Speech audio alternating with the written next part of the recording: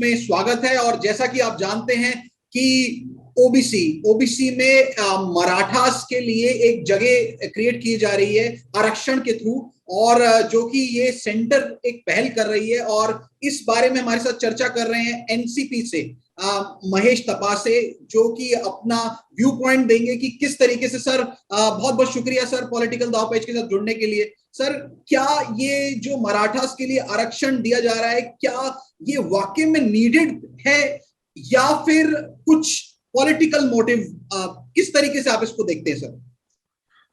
देखिए, पहले तो मैं आपको बताना चाहूंगा गौरव जी और आपके सभी दर्शकों को, मैं सबसे पहले गणेश चतुर्थी की बहुत बहुत शुभकामनाएं देता हूं। और आपके चैनल पे आपके दर्शकों पे भगवान श्री गणेश की आशीष हमेशा बना रहे, ऐसी प्रार्थना भी करता हूं। मराठा आरक्षण ये कोई नया विषय नहीं है। मराठा समाज के अलग अलग नेता अनेक वर्षों से जो समाज के गरीब लोग हैं उनके लिए आरक्षण की बात कर रहे थे। और हमारी, आपको पता है कि 2014 तक हमारी एनसीपी और कांग्रेस की सरकार थी, तो उसके पहले हमने मराठा रिजर्वेशन लगभग लगभग निश्चित करके उसको डिक्लेयर भी कर दिया था। 2014 में एनसीपी कांग्रेस की सरकार चली गई, उसके बाद भारतीय जनता पार्टी की सरकार आई और वो काफी साल तक वो मसला पीछे रह गया। उन्होंने जो उसको इम्पोर्टेंस देना चाहिए था देवेंद्र फडणवीस साहब की सरकार ने, उस समय नहीं दिया। लेकिन अक्टूबर नवंबर 2019 जैसे खत्म हुआ, तब उन्होंने जाके मराठा का रिजर्वेशन उन्होंने बिल लाया और सभा और महाराष्ट्र की विधानसभा में उसको मंजूर किया। क्योंकि वो बिल था और सारी पार्टियों की सहमति थी, तो वो अंडर मतलब स्पेशली वो in full majority, full confidence के साथ वो बिल मंजूर बन गया और एक कानून बन गया। उसके बाद सरकार चली, सरकार फिर चेंज हो गई, हमारी सरकार आई।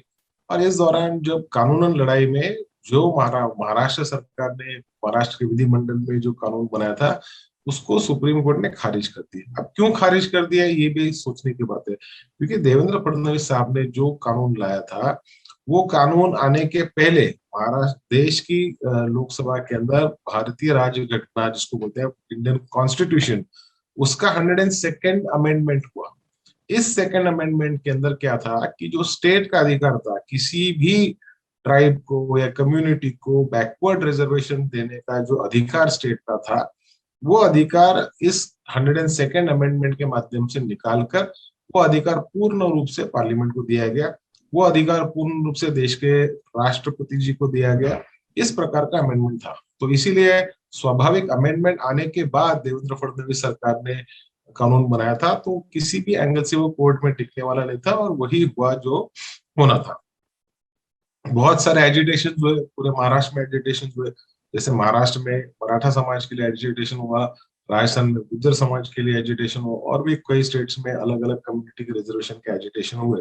लेकिन अहम बात यह है कि जो भारतीय जनता पार्टी की सरकार थी, एक तरफ तो उन्होंने स्टेट का अधिकार निकाल लिया, दूसरी तरफ उन्होंने रिजर्वेशन दे दिया। तो एक प्रकार से लोगों के भावना के साथ एक प्रकार का खिलवाड़ था। आज फिर जब प्रधानमंत्री नरेंद्र मोदी जी से एनसीपी के लीडर मिले, महाराष्ट्र के मुख्यमंत्री डिप्टी सीएम कांग्रेस के अशोक चव्हाण जी मिले, उसके बाद उन्होंने वो अधिकार फिर से एक बार स्टेट को दिया गया। लेकिन स्टेट को अधिकार देने से किसी भी कम्युनिटी का रिजर्वेशन मिलेगा ऐसी परिस्थिति नहीं है। क्योंकि 50% रिजर्वेशन की जो सीमा मर्यादा है, उसको एक्सटेंड जब तक नहीं करेंगे, उसको 63% या 65% जब तक नहीं करेंगे, तब तक नया रिजर्वेशन लाना थोड़ा संभव था, उसमें थोड़ी कमी है। इसीलिए हमने फिर एक बार, क्योंकि देखिए सरकार के पास बहुमत है, सरकार के पास मेजोरिटी है, सरकार चाहे तो क्या नहीं कर सकती। मैं सेंट्रल गवर्नमेंट की बात कर रहा हूँ। तो जब जब ऑलरेडी आपका 50% का जो स्टैट्यूटरी रिजर्वेशन है, जो आपको कॉन्स्टिट्यूशनल वैलिडिटी में है, वो एग्जॉस्ट हो चुका है, तो नया रिजर्वेशन के लिए आपको 50% सीलिंग जो है उसको एक्सटेंड करके 65% करेंगे, तो नया रिजर्वेशन उस माध्यम से मिल पाएगा। ऐसी भूमिका हमने रखी है। ऐसी भूमिका मेरे ख्याल से केंद्र सरकार को ये विषय समझ में भी आया। जल्दी से जल्दी केंद्र सरकार इस चीज पे निर्णय ले, और जो भी शोषित समाज है जिसको रिजर्वेशन के बेनिफिट्स देने की बात हमारी सरकार और भारतीय जनता पार्टी भी करती है, तो वो समाज को रिजर्वेशन, ये सिर्फ 50% की जो एक्सटेंडेड रिजर्वेशन की डेडलाइन उसके बाद ही मिल पाएगा। सर कहने का मतलब कि रिक्वायरमेंट है पर उसे सही तरीके से इंप्लीमेंट हो तभी आगे तक वो मिल पाएगा उन लोगों को प्रॉपरली, यही कहना चाह रहे हैं सर? देखिए हमें, आप देखिए गौरव जी, रिजर्वेशन हमारे देश में हमेशा से एक इमोशनल इशू रहा है। रिजर्वेशन देना चाहिए तो बिल्कुल देना चाहिए। कौन से वर्ग को देना चाहिए? जो शोषित वर्ग है उसको देना चाहिए। क्या उसके अंदर शिक्षा में और रोजगार में रिजर्वेशन होना चाहिए? तो बिल्कुल होना चाहिए।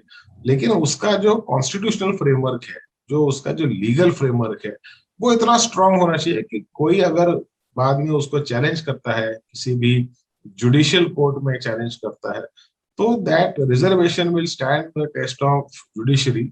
ये हमारी एक प्रयास होना चाहिए, किसी भी सरकार को वो प्रयास होना चाहिए। आपने 102nd अमेंडमेंट के माध्यम से सरकार मतलब स्टेट गवर्नमेंट का अधिकार छीन लिया, फिर आपने रिजर्वेशन दिया, तो वो वैसे ही कोर्ट में चलने वाला नहीं था। तो और वही हुआ कि जैसी सरकार बदली, वो जो कानून था वो कानून को सुप्रीम कोर्ट ने खारिज कर दिया, बोले आप इसके तहत नहीं कर सकते। तो जब तक सेंट्रल गवर्नमेंट 50% रिजर्वेशन की मर्यादा बढ़ा के 65% नहीं करेगी, तब तक अड़चने आती रहेंगी। तो सर मेरा अगला सवाल है, हाल ही में बहुत ज्यादा चर्चा में है सर शरद पवार का जो एक स्टेटमेंट आया है कांग्रेस की ओर सर की कांग्रेस जो है आज भी अपनी ग्लोरी ऑफ लीडरशिप के पीछे ज्यादा भागती है। वो पुराने दिनों में वो उनको याद करके अपनी जो है वो जगह बनाना चाहती है, अपनी लीडरशिप को एक तरीके से उन्होंने लैंडलॉर्ड्स कहा है उन्हें, old party to landlords who still reminisce about their past glory। तो सर क्या है बेसिकली इसका सच, क्यों ऐसी स्टेटमेंट आई है सर निकल करके? इधर तो हम गठबंधन देख रहे हैं और ऐसी स्टेटमेंट आना सर, कुछ तो ऐसी चीज होगी, एक दिग्गज के मुंह से हम ऐसी बात सुन रहे हैं सर। देखिए शरद पवार जी देश के एक बड़े नेता है। ज्यादा समय उन्होंने कांग्रेस पार्टी में निकाला है। उनकी विचारधारा पे कांग्रेस पार्टी की विचारधारा का बहुत ही तगड़ा प्रभाव है। नेहरूवियन फिलॉसफी से, गांधीयन फिलॉसफी से बहुत ही ज्यादा शरद पवार साहब प्रेरित हैं। और इसीलिए खुद पवार साहब पंडित नेहरू जी को आर्किटेक्ट ऑफ मॉडर्न इंडिया मानते हैं। अनेक जगह पे, अनेक बहुत बार जब प्रधानमंत्री मोदी साहब की तरफ से पंडित नेहरू जी के ऊपर कोई अगर संभाषण होता है या किसी चीज को गलत तरीके से पेश किया जाता है, तो पवार साहब ने उस चीज को दुरुस्त करके बताया। ऐसी बहुत सारी घटनाएं इसके पहले भी हुई है।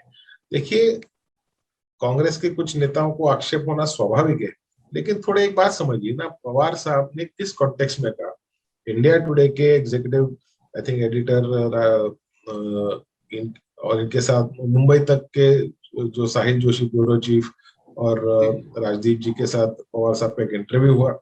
उसमें उन्होंने पूछा कि आपको आज क्या लगता है कि कुछ पार्टियों के बारे में, तो पवार साहब ने कहा कि बीते जमाने का अगर वैभव है, ठीक है, वो वैभव वो जमाने का था कि उसके पहले का परिश्रम लोगों ने किया और उस परिश्रम के माध्यम से वो वैभव मिला। आज भारतीय राष्ट्रीय कांग्रेस का भारत के इतिहास में फ्रीडम स्ट्रगल में जो सबसे बड़ा कंट्रीब्यूशन कभी कोई डिनाई नहीं कर सकता। फ्रीडम मिलने के बाद, स्वतंत्रता मिलने के बाद जो मॉडर्न इंडिया की निर्मित की, चाहे पंडित नेहरू हो, लाल बहादुर शास्त्री जी हो, इंदिरा गांधी जी हो, राजीव गांधी जी तक का एक बहुत बड़ा कंट्रीब्यूशन देश के लीगल फ्रेमवर्क में, देश के डेमोक्रेटिक सेटअप में, देश के इंस्टीट्यूशंस की मर्यादा को संभालने में, देश के सेक्युलरिज्म को संभालने में, देश के अंदर सोशल जस्टिस की भूमिका रखने में कांग्रेस का बहुत बड़ा योगदान है और कोई उसको डिनाई नहीं कर सकता। पवार साहब भली भांति उस चीज को मानते हैं, जानते हैं। कांग्रेस के प्रति पवार साहब का बहुत ही गहरा लगाव है।